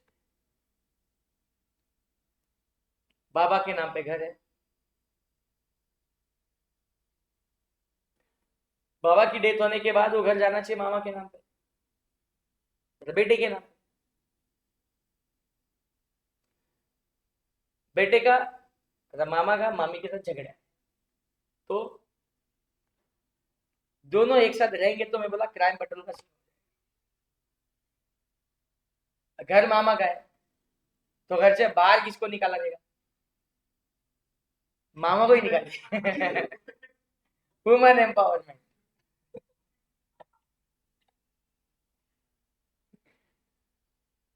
माँ भी बोलती है मेरे को डिवोर्स चाहिए लेकिन बदले में घर चाहिए, मामा बोलता है ये मेरा है ही नहीं, ये मेरे बाबा का लिया हुआ है, जो मेरे पास है वो मैं दे दूंगा लेकिन ये घर भी तेरे को नहीं, या मेरी बाकी बहनों को दूंगा लेकिन तुझे नहीं। होता है ना क्या एल्यूमिनियम, क्या पोर्ट घी, पोटगी के नाम पे उसको घर चाहिए, घर। ठीक है, मामा को निकाल दिया घर से बाहर, झगड़े के चलते मामा निकल गया घर से बाहर, वो कहीं भटक भटक के रहता है, गाँव जाके रहता है। सवाल उठता है, 1+1 घर है, ऊपर का रेंट मामी खा रही है, जो उसका घर ही नहीं, कब्जा करके बैठी है, उसका रेंट भी खा रही है। इनकम टैक्स वाले नोटिस भेजेंगे तो टैक्स किससे मांगेंगे? बाबा नहीं है, फिर बाय इनहेरिटेंस ओनर मामा है, लेकिन वो खुद घर में नहीं है, वो गांव सेटल्ड है। तो अभी घर पे कब्जा कौन किया है? मामी। भाड़ुती कौन रखा है? मामी। रेंट किसको जमा हो रहा है? मामी। मामी इज नॉट लीगल ओनर, संबंध ही नहीं उसका, but tax will be paid back. अब मामी टैक्स पे कर रही, इसके मतलब ये नहीं बोलेगी कि मैं ओनर बन गई। वो matter court of the law में चलता रहेगा कि हु इज द ओनर। समझ में आ रहा है ना? Who is the owner, but taxation purpose के लिए जो भी उस रेंटल इनकम पे टैक्स बनता है मामी ने पे करना पड़ेगा। That is what we used to say. Legal ownership matter नहीं करती है, who is getting benefit of that. Beneficial owner is going to pay the tax, भले उस ओनर के नाम पे, बेनिफिशियल ओनर के नाम पे प्रॉपर्टी का लीगल टाइटल नहीं है तो भी जो पोजीशन में है ना, उससे हम लोग टैक्स देंगे। Last point, in case of recovery of unauthorized rent and other sovereign rent, ownership of that property is not available. ये भी एक अच्छा पॉइंट। 2023 में समझो अपने पास एक घर था, 2023 में मैंने उस घर को भाड़े पे दिया, भाड़ा कमाया, लेकिन 4 महीने 8 महीने का भाड़ा मैंने लिया, 4 महीने पहले भाड़े पे रह के भाग गया। मतलब भाड़ा देता हूँ बोल के नहीं दिया और चला गया, मतलब मेरा नुकसान हो गया। This is called as unrealised rent. क्या बोलते हैं इसको? वैकेंसी नहीं बोलो, वैकेंसी मतलब घर ही 4 महीने खाली था तो वैकेंसी रेंट। 4 महीने भाड़ुती था, टेनेंट था, पैसा नहीं दिया, अनरियलाइज्ड। ठीक है, भाग गया, तो कहाँ पकड़ेंगे? 2024 में मैंने प्रॉपर्टी बेच दी, बेचनी है, बेच नहीं सकता क्या, बेच दी। 2025 में वो मेरे को शख्स मिला जिसको मैंने भाड़े पे रखा था, 4 महीने का मेरा भाड़ा डुबाया था, पकड़ के 4 महीने का भाड़ा वसूल लिया। This is called as recovery of unrealised rent. क्या बोले? Recovery of. अब इसमें मैं टैक्स भरूंगी। 25 में मेरे को ये 4 महीने का भाड़ा मिला। सो अगेन मैं सरकार को बोला, income from house property charging section 22 तुम्हारा बोलता है owner of the house property tax. मैं तो 24 में घर बेच, I am not owner right now, I am not going to pay tax on this 4 months का recovery of unrealised rent amount. सरकार बोलती है तुझे 4 महीने का अमाउंट जो मिला है वो अभी का भाड़ा है कि 2 साल पहले का? 2 साल पहले। तब तू ओनर था? हाँ, तब मैं ओनर था। सो आज तू ओनर होना नहीं होना मैटर नहीं करता, क्या करना पड़ेगा तुझे? आज उस 4 महीने के मिले अमाउंट पे टैक्स भरना पड़ेगा। कौन से हेड में? IFSP head. So charging section के गलत इस्तेमाल लोग कर लेते हैं और उसी इस्तेमाल गलत यूज को चलते ये सब कुछ पॉइंट्स बनने शुरू हो चुके हैं। बोलो जल्दी। 2023 का अनरियलाइज्ड रेंट मेरे को 25 में रिकॉर्ड होता है, लेकिन तब मैं उस घर का ओनर नहीं हूँ, मैंने बेच दिया हूँ। मैं आज इनकम तो कमा लिया बट घर ही मेरे नाम पे नहीं। क्या मैंने उसका IFSP में टैक्स भरना चाहिए? हाँ, भरना चाहिए। कितना मालूम है क्या? 70%, 30% का स्टैंडर्ड डिडक्शन। अगर ये अमाउंट तभी मिली होती तो 30% माइनस होता ना स्टैंडर्ड डिडक्शन का, तो बोलता है वो म्यूनसिपल वाल भी माइनस करना, वो तो तभी पूरा किया रहेगा ना 8 महीने के रेंट के सामने। बोलो फॉर्मेट बोलो, जेवी में से लेस म्यूनसिपल टैक्स 8 महीने का रेंट के सामने मैंने पूरा पेड किया, माइनस किया रहेगा। लेकिन जो 30% लगा देगा वो 8 महीने के अमाउंट पे लगा देगा। समझते हो? सो जो अभी मुझे रिकवरी हुई है, बोलो मैंने क्या करना चाहिए? 30% का स्टैंडर्ड डिडक्शन लेके 70% का टैक्स चाहिए। This is N provision. ठीक है। यूज ऑफ द प्रॉपर्टीज, मैं बोला है यूज ऑफ द प्रॉपर्टी मतलब तुम रेसिडेंस के लिए यूज करो, सेल्फ ऑक्यूपाइड, दूसरों को रेसिडेंस के लिए दे दो, let out. But commercial property अगर तुम लेट आउट करना बिजनेस है तो PGBP, अपनी प्रॉपर्टी अपने बिजनेस के लिए यूज करेगा तो भी PGBP। सो IFSP में कब आना है ये डिस्कशन। प्रॉपर्टी को किसी भी पर्पज के लिए यूज करो, कमर्शियल रेसिडेंशियल, हाउस प्रॉपर्टी है, IFSP में टैक्स होगा अगर रेंटल इनकम कमा रहे हो तो। ठीक। ये एक मस्त पॉइंट है, property held as SIT, property held as SIT. ये समझाने के पहले मैं तुमसे कुछ क्वेश्चन पूछूं, सुन रहे हो? एक बिल्डर ने बिल्डिंग बनी, 40 माले का टावर बना, हर एक फ्लोर पे 10 रूम, तो 40 माले के टावर, 10 फ्लैट पर फ्लोर, मतलब 400 फ्लैट एक बिल्डिंग में। तुमको पता है जब बिल्डिंग बनती है तो बिल्डिंग का हर एक फ्लैट बिल्डर के नाम पे, बिल्डर के नाम पे। फिर 400 में से जो जो फ्लैट खरीदते जाएगा बिल्डर, उसको वो फ्लैट का रजिस्ट्रेशन करके देगा तुम्हारे, सेल ऑफ। आईएफएसपी सेक्शन देखो क्या करना है। चार्जिंग सेक्शन क्या बोलता है मेरे को बता देना वापस। Owner of the house property is going to pay the tax. 400 flat का ओनर कौन? बिल्डर। बिल्डिंग 2 साल बन रही थी, 3 साल बन रही थी, अंडर कंस्ट्रक्शन बुकिंग ले लेके बनने के बाद समझो 250 फ्लैट बिक गए। कितने बिक गए? 250। अब उन 250 फ्लैट का बिल्डर होना चाहिए। अरे बेच दिए बोला ना, मैं जल्दी बोला ना, बिल्डर होना चाहिए क्या? नहीं, बिल्डर ने बिल्डिंग में फ्लैट कितने बने? 400 में से 250 बेच डाले, वो उसके है नहीं। अब वो जिसने लिए वो भाड़े पे देगा तो वो आईएफएसपी में टैक्स बनेगा, वो खुद रहेगा तो वो एसओपी बोलेगा। लेकिन जो 150 अनसोल्ड है वो बिल्डर के लिए उसका स्टॉक है, स्टॉक कि बिल्डर के लिए वो एक फ्लैट इज गुड्स, बराबर ना? वो बेचना उसका बिजनेस है, उसके लिए एसआईटी है, स्टॉक इन ट्रेड है, बेचना उसका बिजनेस है, बेचना। लेकिन आईएफएसपी का चार्जिंग सेक्शन बोलता है एक प्रॉपर्टी का ओनर ने क्या करने का, क्या करने का? आईएफएसपी हेड में टैक्स भरने का।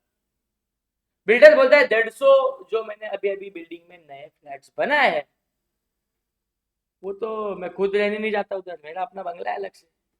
ओके, मतलब वो एसओपी नहीं है? हाँ नहीं है। लेकिन तू उसका ओनर है? हाँ मैं ओनर।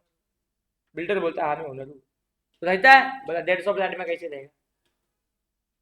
आई एम अनऑक्यूपाइड है, क्या है ये? अनऑक्यूपाइड।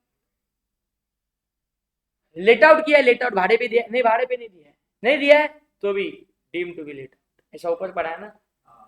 दो प्रॉपर्टी सेल्फ ऑक्यूपाइड करो, बाकी प्रॉपर्टी भाड़े पे नहीं भी है तो भी deemed to be let out.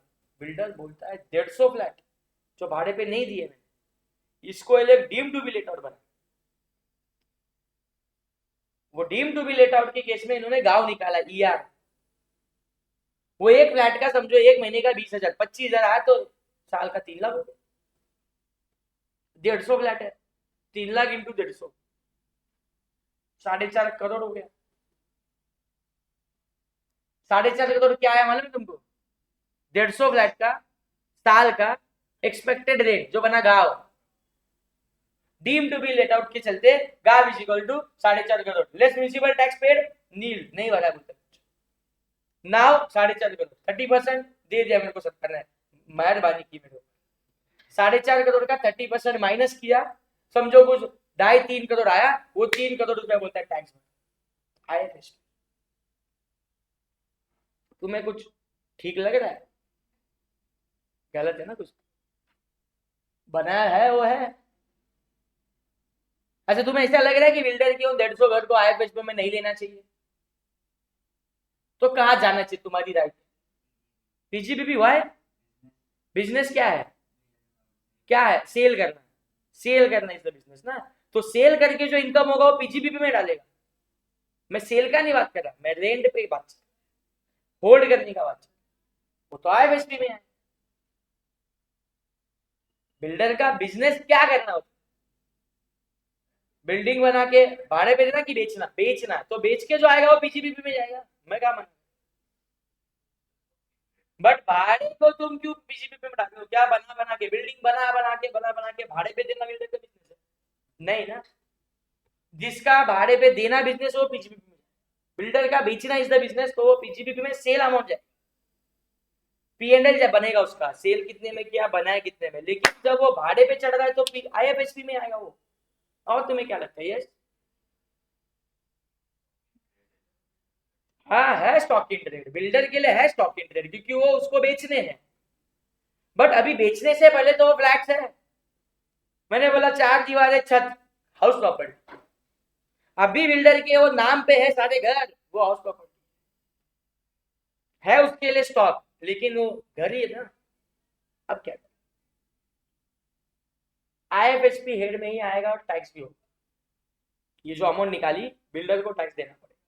But builder lobby लोने लगी सरकार के पास, बोलता है ये क्या कर दिया, ये क्या बना के रखा, माँ कसम 2 एसओपी बाकी, भाड़े पे नहीं तो भी डीएलओपी, हम मर रहे।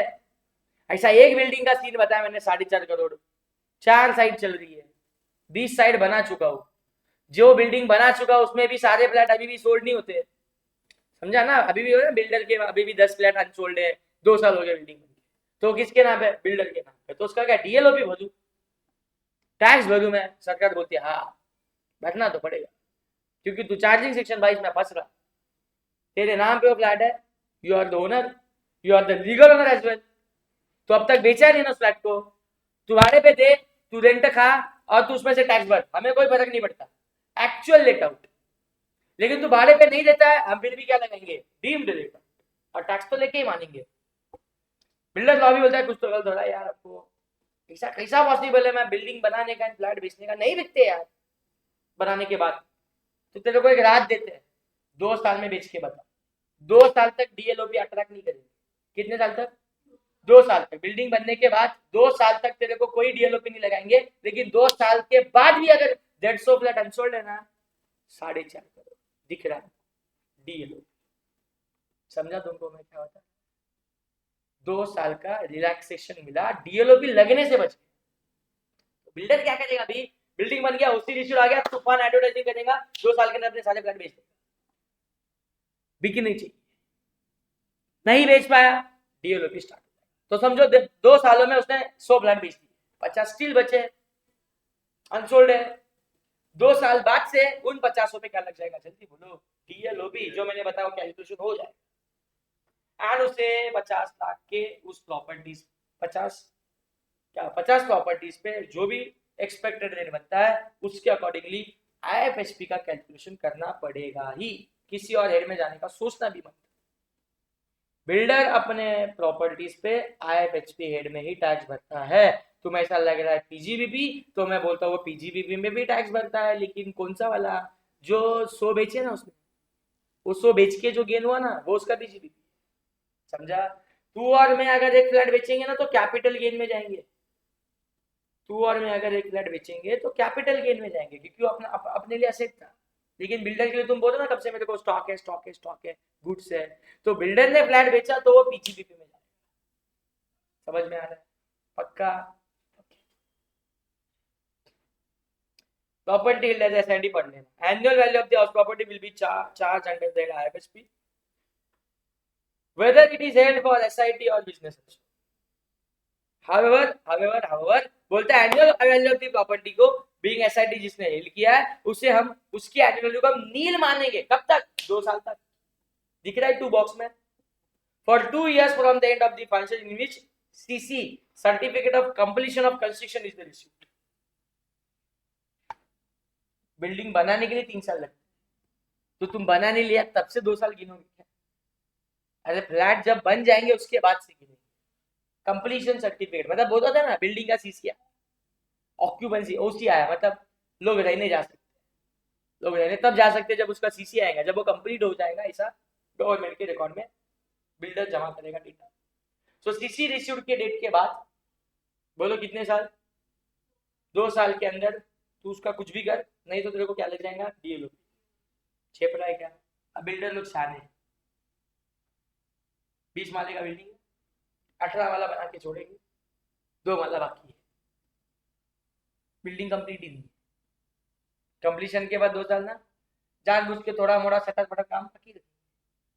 वो ऐसा नहीं कि कर नहीं सकते, अरे अब भी करके दे 2 महीने में।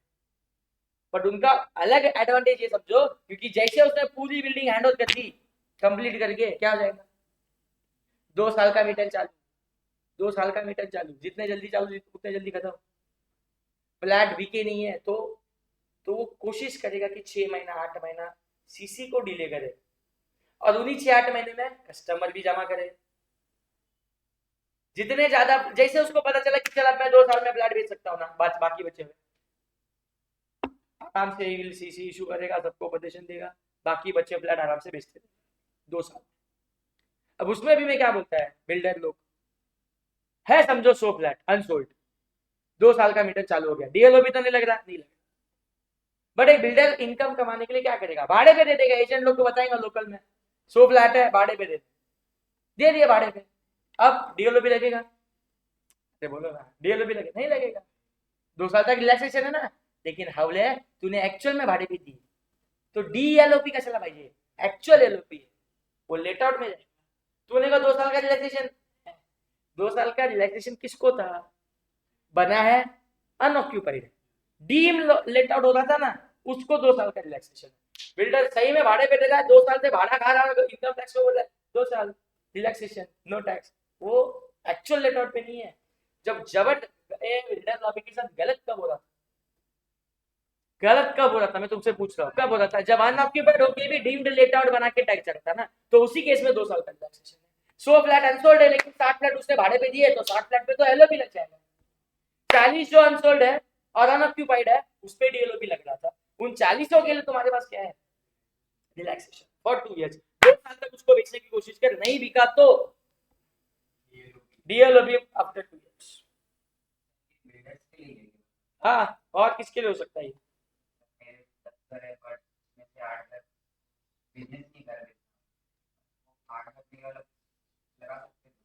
क्या 2 साल का कैसे, 10 घर कैसे बने, खरीदे बनना है क्या की, बन रहे 10 घर बना रहे, क्या होते के लिए एसआईटी है, क्या तू उसको बना रहा है बेचने के लिए,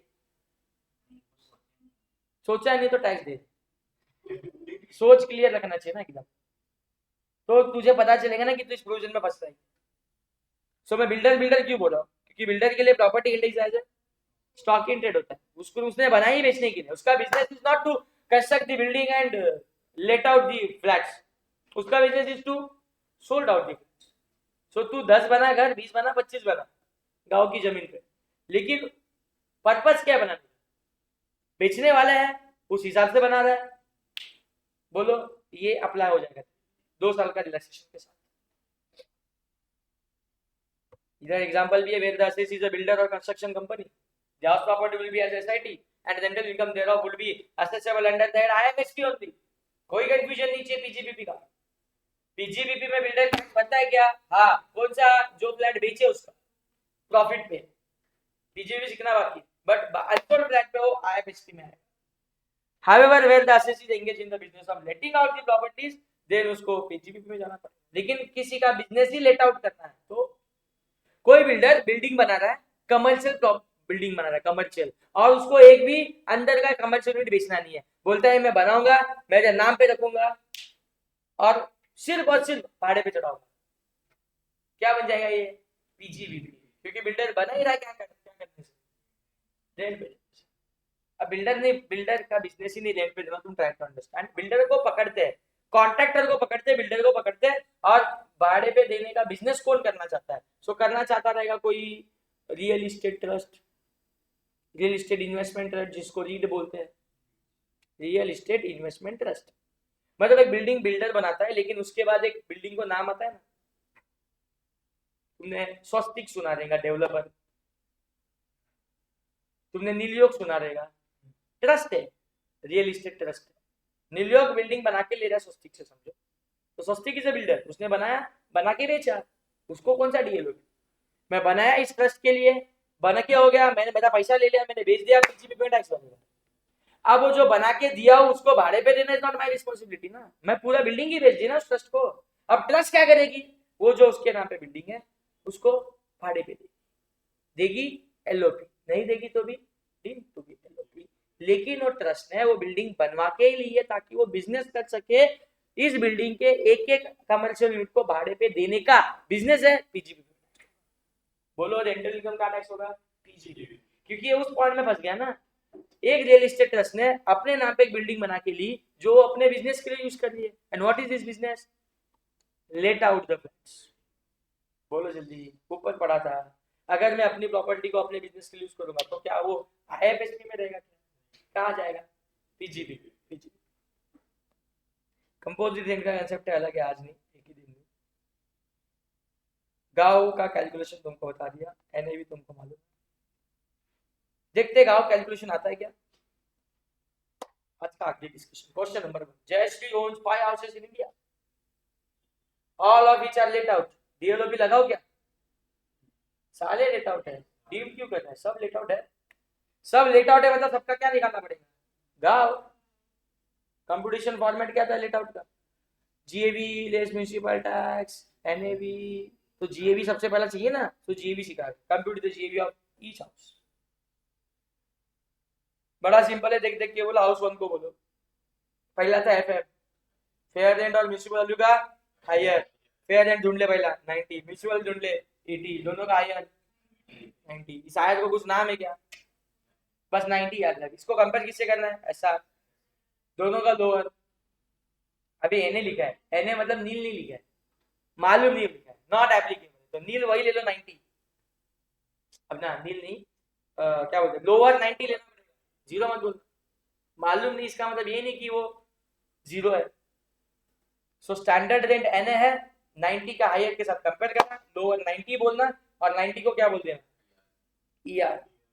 इस 90 के ईआर को कंपेयर किससे करना है, एक्चुअल रेंट से, जो 72,000 है, व्हाट इज हायर, 90।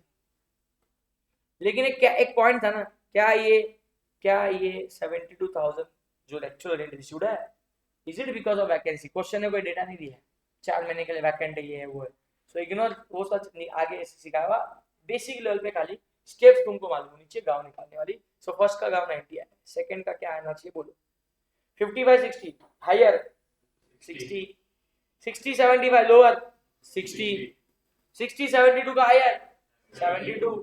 अरे आ रहा सबको, मैं कहा से कौन सा नंबर ले रहा हूँ, ठीक है। हाउस 3 65 हायर, 65/58 का लोअर 58, इसको ईआर बोलता है। 58 और 60 का हायर, 60 इज द का। अब बड़ा स्मूथली जा रहा है क्योंकि ये दिया भी लाइन से, मस्त पहले 2 नंबर देखे तो हायर ले रहे हो, नेक्स्ट नंबर के साथ लोअर ले रहे हो, फिर नेक्स्ट नंबर के साथ हायर ले रहे हो, उल्टा सुल्टा देगा क्वेश्चन, पैराग्राफ फॉर्म में आएगा।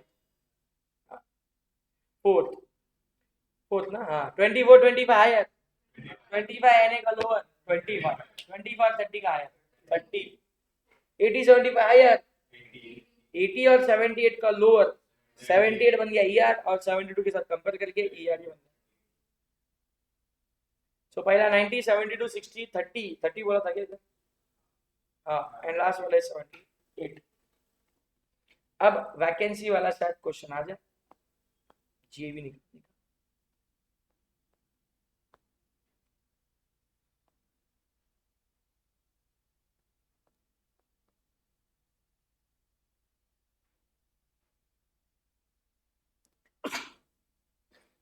सीएमए के बुक में अच्छा क्वेश्चन,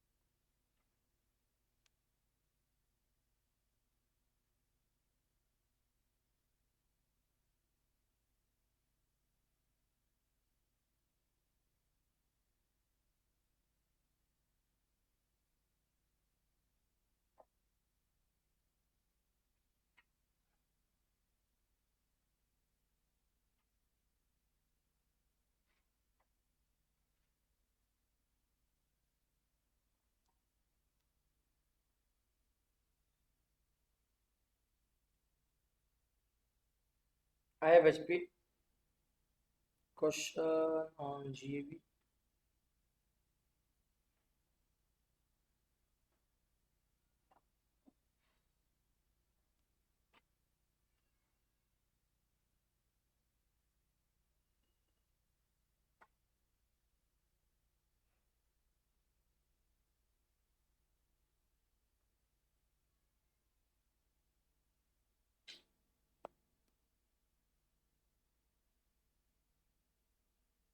लाइन से पहला क्वेश्चन जो सिर्फ एक्सपेक्टेड रेंट पता करने के लिए बोलो,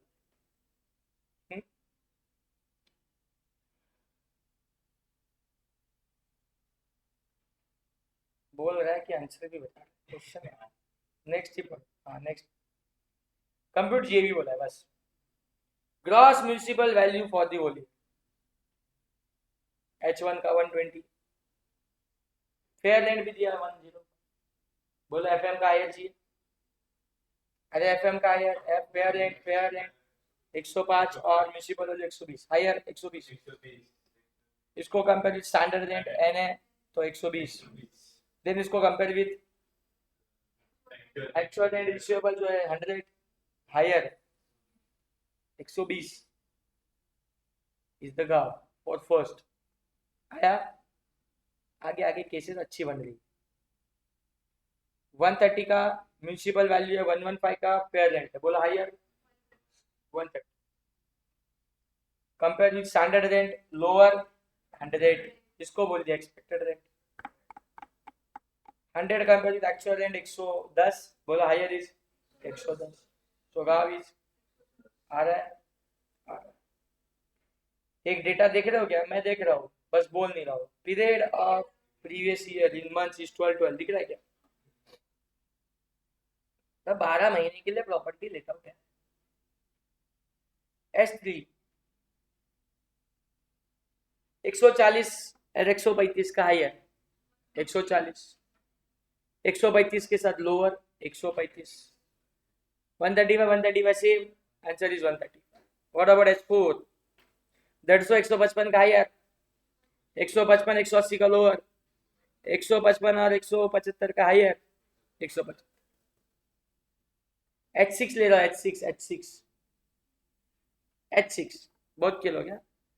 180 168 का हायर, 180 144 का लोअर, 144 को एक नाम दो, ER compare with AR 100, higher चाहिए। 144 100 का हायर 144, गाव इज 144, बट इस क्वेश्चन का आंसर 144 नहीं है। क्यों? नीचे लिखा है 10। अब क्वेश्चन ना जब प्रॉपर आता है, ऐसा नहीं वैकेंट नहीं है, क्वेश्चन जब प्रॉपर बनता है तब सब इंग्लिश में बताता है। ये लोगों ने केसेस बनाए और हेडिंग में लिखा है, ये समझो ये क्वेश्चन में लिख के आएगा। When there is neither unrealized rent nor vacancy period, मतलब ये जो 10 महीने के लिए ही रूम भाड़े पे दिया है, ऐसा नहीं कि 12 महीने के लिए दिया था और 2 महीने के लिए भाड़े पे भाग गया, ऐसा नहीं। मैं ओनर ही 10 महीने पहले बना दे तो मैं भाड़े पे भी कितने महीने के लिए देगा? 10 ही महीने के लिए देगा। So there is no vacancy है, ये ना ही वैकेंसी है। बोलो ये ना ही वैकेंसी का है, ना ही अनरियलिस्टिक, मतलब जेन्युइनली 10 महीने पे ही भाड़े पे दिया था। तो सुनना, तो जो रेंट मिला है 100 रुपए का, वो 10 महीने का ही है। लेकिन ये जो ऊपर के सारे फिगर थी वो तो होल ईयर मतलब वो तो 12 महीने की। हाउ कैन यू कंपेयर 12 महीने की फिगर विद द 10 मंथ्स की फिगर? समझते हो? तो गाओ इज 120। व्हाई? क्योंकि ये 100 जो है वो 10 महीने का रेंट है, दिख रहा है कौन सा 100 कौन सा 10। लेकिन ये जो 180 160 144 है वो 12 महीने की फिगर, 12 महीने की फिगर 10 महीने की फिगर से कंपेयर नहीं हो सकती। तो कंपेयर किया और गाँव निकाला, 10 महीने का 100 तो 12 महीने का 120 ना, क्या ऐसा मान लो है 2 महीने की वैकेंसी, ऐड कर लो 20 रुपये, 120 हो गया। 120 144 का है 140, सो गाँव भी कम 140, बट ये वैकेंसी रेंट के साथ ऐड करने के बाद। सो इन केस ऑफ S6 बोलता है प्रीवियस ईयर 10 महीने, which denotes the construction or acquisition of such house property was completed on 1st June. Therefore, municipal value fair and SR has been proportionately reduced. दो तरीके है ना, 180 168 का higher क्या आया था? 180 144 का लोअर क्या आया था? मैं बोलता है 144 100 से कंपेरेबल है क्या? क्यों नहीं? वो 12 महीने का है 144 और ये 10 महीने। अब 10 महीने का मेरा लेट आउट है एक्चुअल में, तो मुझे 10 महीने का ही चाहिए था एक्सपेक्टेड रेट। तो 144 जो आया है वो अगर 12 महीने का तो 10 महीने का, मतलब मैंने एक्चुअल रेट उतना ही रखा, लेकिन ऊपर की जो फिगर 12 महीने की उसको 10 महीने पे करना है। सो 144 डिवाइड बाय 12 इंटू 10 होगा ना, कंफर्म करो। 120 आता, 120 और 100। अभी 120 भी 10 महीने की फिगर है और 100 भी 10 महीने की फिगर है, तो दोनों का है 120 ना कि 144, क्योंकि 144 इज नो वेयर कंपेटेबल। समझते हैं? नहीं नहीं, 10 महीने पर मंथ, वो बाकी actual and receivable for that for 10 months per month नहीं। एक महीने का 10 रुपया हो गया ना फिर। कोई भी फिगर पर मंथ की नहीं है, सारी एनुअल फिगर्स ऊपर की 3। तो इन तीनों को मैंने क्या किया, डिवाइड बाय 12, एक महीने का है, फिर इंटू किया 10 मंथ्स का, तब ये इस 10 मंथ्स के अमाउंट के साथ कंपेरेबल हो गया एंड 120 का आंसर। अब थोड़ा वैकेंसी वाला देखा,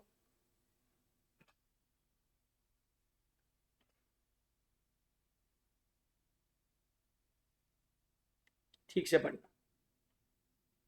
gross municipal value 200, fair lent 300, ये भी पर एनम है, 200 300 का हाई है 300, compare with standard rent lower 300, 300 ही बन गया यार।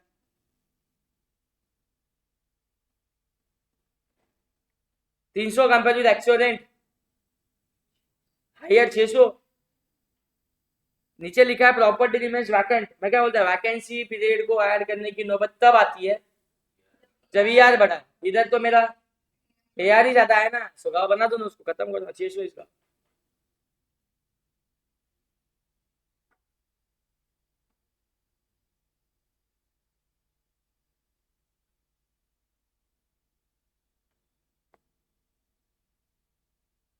In H1, H2, actual rent is already higher than RER, therefore vacancy is not making any impact. हाँ, नोट सही लिखी, प्रोपोर्शनेट निकाले इन्होंने। अच्छा, okay okay okay, this is an actual rent not of 11 months, this is an actual rent per annum लिखा है। 600 है लेकिन है 12 महीने, तुमको 12 महीने का नहीं मिला, एक महीने का वैकेंसी। ये एक्चुअल रेंट के आगे पीए लिखा नहीं होना चाहिए, तो मैं बोलता 600 मुझे रेंट मिला है, मतलब कितने महीने का मिला, 11 महीने का ही मिला। अब मैंने भारतीय रखा साल भर के लिए 600 रुपए के लिए, पता चला वो एक महीना वैकेंसी है, मतलब एक महीने के लिए भारतीय रखा ही नहीं, तो मुझे मिलेगा कितना, 600 मिलेगा क्या, कितना मिलेगा 550, 600 डिवाइड बाय 12 इंटू 11। मुझे वैकेंसी रेट ऐड करके फिगर चाहिए होती है, बट वो कंपेयर करने के लिए, लेकिन टैक्स क्या होता है, एआर ना, एक्चुअल एंड रिसीव टैक्स होता है। क्या मुझे एक्चुअल में 600 मिला है, 600 साल भर की अमाउंट चेक करो यार, 600 is my rent amount per annum, but एक महीना वैकेंट है, मतलब मुझे रेंट 600 मिला है क्या, मुझे रेंट 11 मिलेगा। So what is 11 months का rent, 550 is an higher amount, still higher amount, dog is 550। चलो आगे, 300 600 का हायर, 600 180 का लोअर, 180 और 900 का हायर, 900, अरे बोलो सुनना, 900 ये 12 महीने की अमाउंट है, that includes vacancy as well. हाँ, कंपेयर के लिए ऐसा ही करना होता है। सो एआर वाली साइड हायर गई तो गांव क्या बनेगा, एआर, लेकिन इंक्लूडिंग वैकेंसी की विदाउट वैकेंसी, विदाउट वैकेंसी। 912 महीने के 3 महीना वैकेंट था, तो 900 डिवाइड बाय 12 करो इंटू 9 करो, 22 825, 912 महीने का डिवाइड बाय 12 इंटू 9 बोला मैंने, 9, 3 महीने का वैकेंसी है, मतलब 9 महीने का भाड़ा मिला ना, 675 इज द गांव। निखिल ट्राई करेगा केस 3,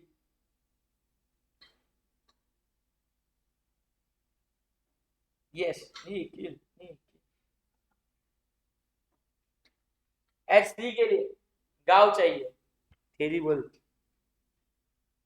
गांव H3 का,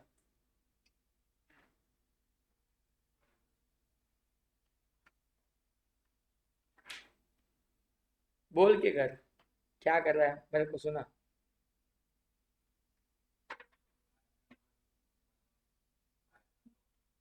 नहीं इसको बोल,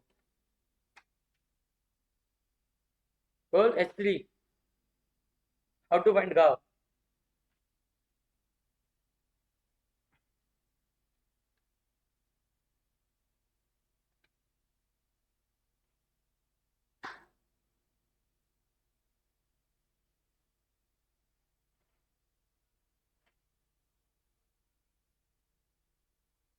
बोल देखिए तक जो कितना है अभी 750 H3 के लिए स्टैंडर्ड रेंट लोअर तो 280 आया.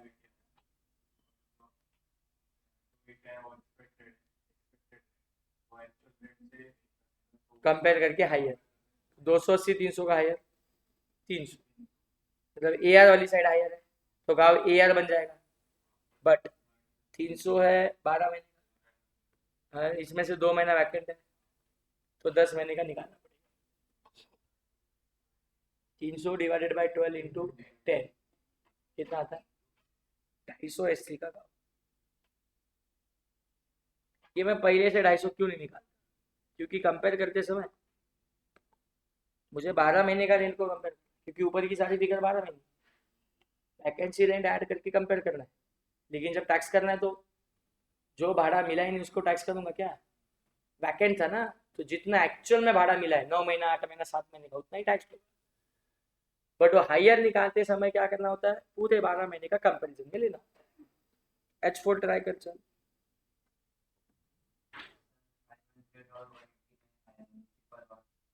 फेयर रेंट का हायर 500 225 उसको क्या नाम रखने का डन. 225 को compare with that is 240 actual rent मतलब ये 240 इंक्लूडिंग वैकेंसी वाला कि विदाउट वैकेंसी कंपैरिजन के टाइम इंक्लूडिंग तो ये है ऑलरेडी इंक्लूडिंग है 12 महीने का. इसको और एक महीने का जोड़ मत ये ऑलरेडी 12 महीने. 240 इज अ 12 मंथ्स. ये देखना इधर इंग्लिश में लिखा है पर 11 मंथ्स का तो हमें मिला है बट ये जो दी हुई अमाउंट है वो 12 महीने मतलब उसमें एक महीने का वैकेंसी का अमाउंट ऐड है. तुझे ऐड ही करके चाहिए था ना कंपेयर के लिए तो करना सीधा कंपेयर. हायर लोअर क्या था हायर कितना 240 आ गया. ये पता चल गया कि गांव क्या है ई आर साइड है कि ए आर साइड. साइड पता चल ए आर क्योंकि A R higher side. But इस ए आर में वी आर भी ऐड है. एक महीने का वैकेंसी वाला रेट भी ऐड है क्योंकि 12 महीने क्या मुझे नीचे देख के पता चला एक महीना वैकेंट है मतलब 11 महीने लेट आउट है. सो इसमें से 11 महीने की अमाउंट निकालनी जो आंसर आया उसमें से 11 महीने. अरे याद है क्या सब लोग बोलो H5 के लिए 300 200 का हायर 300 250 का लोअर 250 बन जाएगा एक्सपेक्टेड रेंट कंपेयर विद 216 250 जो ईआर है ईआर आज ईआर तेरा हायर है. मैंने एक्चुअल रेंट में 2 महीना वैकेंसी का रेंट ऐड की हुई फिगर है 216 तो भी ईआर ही हायर है. हम गाँव क्या बन जाएगा ईआर बन जाएगा 250 300 400 का हायर 400 240 का लोअर 240 240 कौन सी साइड ज्यादा तू बोलेगा कोई भी greater than equal to A R है हाँ. एक महीना वैकेंट है एक महीने का अमाउंट निकाल दो और बाकी का टैक्स. एक्सपेक्टेड रेंट ज्यादा है तो उसको गाँव बना दो. ए आर में वैकेंसी ऐड करके ज्यादा आता तो उसको गाँव बना दो. अभी दोनों सेम आ गए तो सो वैकेंसी रेंट ऐड करके अगर ये सेम आ गया ना सेम आ गया तो मतलब ए आर वाली साइड ही पकड़ के चलनी है. ए आर वाली साइड ही हायर चाहिए इसे पकड़ के चलो तो गाँव ए आर वाली साइड बनेगी. लेकिन इंक्लूडिंग वी आर कंपेरिजन के लिए अब एक्चुअल टैक्स होते समय वैकेंसी रेंट निकल 240 12 महीने का तो एक महीने का निकाल दो 220 इज द. समझ में आ रहा है क्या सीएमए के बुक से अच्छे क्वेश्चन कहीं नहीं है टू अंडरस्टैंड गांव का कैलकुलेशन. 2-3 क्वेश्चन थे आगे भी कुछ है खत्म नहीं है छोटा छोटा छोटा छोटा बहुत सारा है कर लेंगे आराम आराम से हो जाएगा. जैसे थोड़ा थोड़ा तुम कल मैं एक अच्छा चार्ट बनाएगा। ये आज का हैंड रिटन भेजता नहीं मैं, इसको कल जीएवी को इसी चार्ट पैटर्न में लिख के फाइनल कर देंगे। सारी नोट्स एक बार बन जाएगी, उसके बाद पीडीएफ शेयर करूंगा, फिर नोटबुक में लिखना जमा करना। अभी तुम्हारे पास वो दिया है चार्ट बुक, उसमें से रिवाइज करना स्टार्ट करो जो भी बोला है उसको, ठीक है। बाकी और भी तुम्हारे पास बहुत सारा क्रक्स है रिवाइज करने के लिए, जैसे कि टैक्स रेट्स, रेसिडेंशियल स्टेटस, वो रिवाइज करते बैठो। एंड अक्खा जीएसटी 400 पेज का एक पीडीएफ भेजा तुमको, जिसमें सिर्फ क्वेश्चन आंसर है, क्वेश्चन आंसर है, क्वेश्चन आंसर। 600 पेज का रोज का एक टारगेट रखो, एक क्वेश्चन आईटीसी का देखने का। बड़े बड़े क्वेश्चन आने वाले 20 दिन में सब खत्म हो जाएगा, सभी सब्जेक्ट का, ठीक है। प्रैक्टिस करो, जो हो गया उसको छोड़ मत, बाकी देखते हैं।